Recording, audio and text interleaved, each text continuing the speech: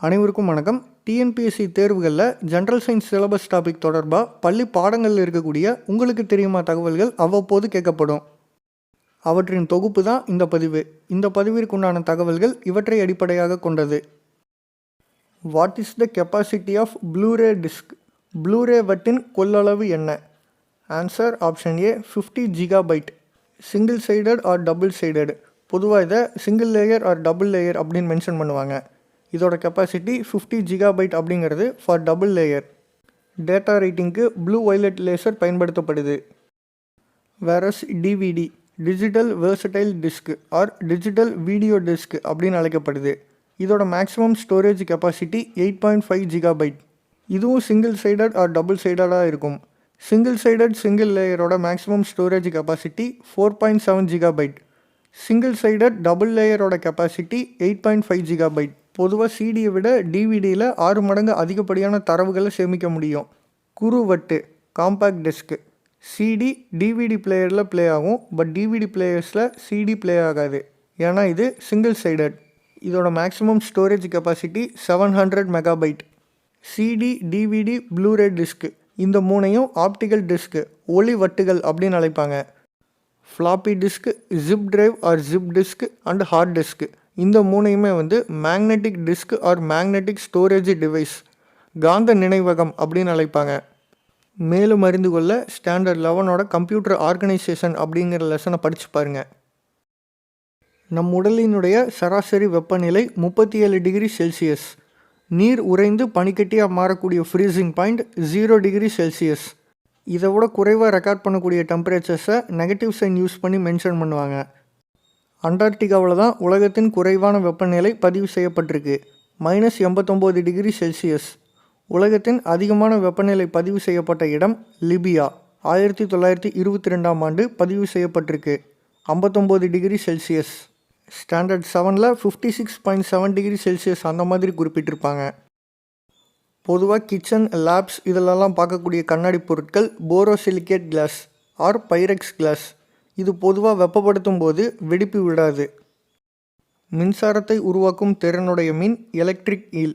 தன்னுடைய உணவு வேட்டையின் போதும் தன்னை தற்காத்து கொள்வதற்காகவும் இது மின்னதிர்வை உருவாக்குகிறது. மின்சுற்றில் பாயக்கூடிய மின்னோட்டத்தின் அளவை அளவிடக்கூடிய கருவி அம்மீட்டர்.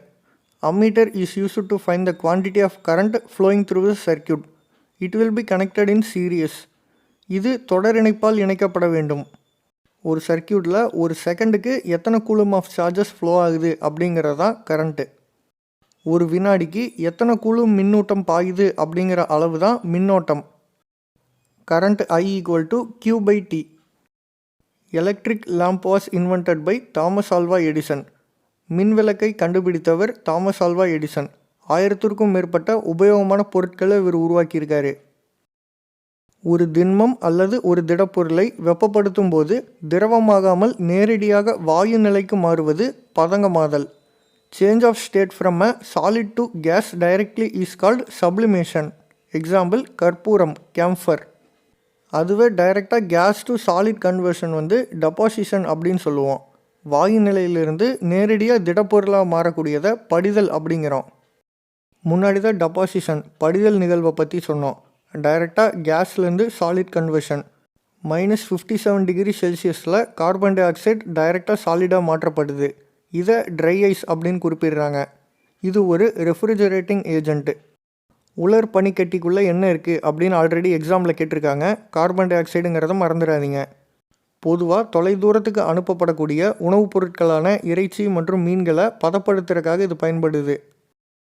பெரும்பாலான பொருட்களை கரைக்க பயன்படக்கூடியது நீராக இருக்குது. அதனால் நீர் ஒரு பொது கரைப்பான். விச் இஸ் யூனிவர்சல் சால்வெண்ட் அப்படின்னு கேட்டாங்கன்னா வாட்டர். சம்டைம்ஸ் கொஸ்டின் அரேஞ்ச் இன் சீக்வன்ஷியல் ஆர்டர் அந்த மாதிரி கேட்கலாம். ஸோ தரையிலிருந்து மேலே வரைக்கும் பார்த்தோம்னா troposphere, stratosphere, mesosphere, ionosphere, exosphere. Ozone layer இருக்கக்கூடியது ஸ்ட்ராட்டோஸ்பியர். பூமியிலிருந்து மேல் நோக்கி நம்ம வரிசைப்படி பார்த்தோம்னா கீழே இருக்கக்கூடியது அடிவெளி மண்டலம், அதற்கு மேலே அடுக்குவெளி மண்டலம், இடைவெளி மண்டலம், அயனி மண்டலம், புறவெளி மண்டலம்.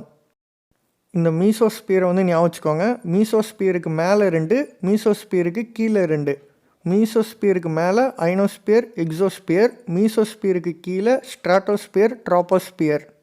இடைவெளி மண்டலத்துக்கு கீழே அடுக்குவெளி மண்டலம், அதற்கு கீழே அடிவெளி மண்டலம்.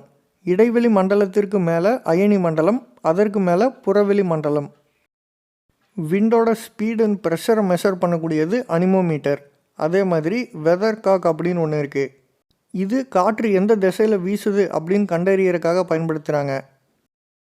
மைக்ரோமீட்டர், நேனோமீட்டர் அளவில் இருக்கக்கூடிய செல்களை வெறும் கண்களால் பார்க்க முடியாது. அதற்காக பயன்படுத்தக்கூடியது எலக்ட்ரான் மைக்ரோஸ்கோப், எலக்ட்ரான் நுண்ணோக்கி. செல்களின் அமைப்பை பற்றிய படிப்பு மற்றும் ஆராய்ச்சிகளில் இது பயனுள்ளதாக இருக்குது. செல்களை உருப்பெருக்கம், மெக்னிஃபிகேஷன் செஞ்சு இது காமிக்குது. சுண்டெலியோட செல்லு சைஸு சின்னதாகவும் யானையோட செல்லு பெருசாகவும் இருக்கணும்னு அவசியம் கிடையாது. ஒவ்வொரு உயிரினத்திலையும் செல்களுடைய அளவு மாறுபடுது.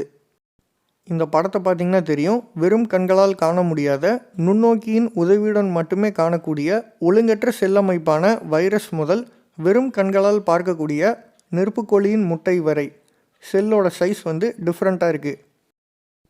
நம்ம உடலில் தோராயிரமாக இருக்கக்கூடிய செல்களின் எண்ணிக்கை 37 லட்சம் கோடி or 3.7 × 10⁻13 number of cells. Smallest bone in our body, இயரில் இருக்கக்கூடிய ஸ்டெப்ஸ். நம் உடலில் உள்ள எலும்புகளில் மிகச்சிறியது உள்காதில் உள்ள அங்கவடி. Longest phone in our body, Thai phone R ஃபெமூர். உடலில் உள்ள நீளமான எலும்பு தொடை எலும்பு.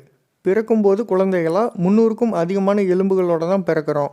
இதில் வளரும்போது ஒரு சில எலும்புகள் இணைஞ்சு ஒன்றா மாறிடுது. அதனால் நன்கு வளர்ச்சி அடைந்த மனிதனில் காணப்படக்கூடிய எலும்புகளின் எண்ணிக்கை 206.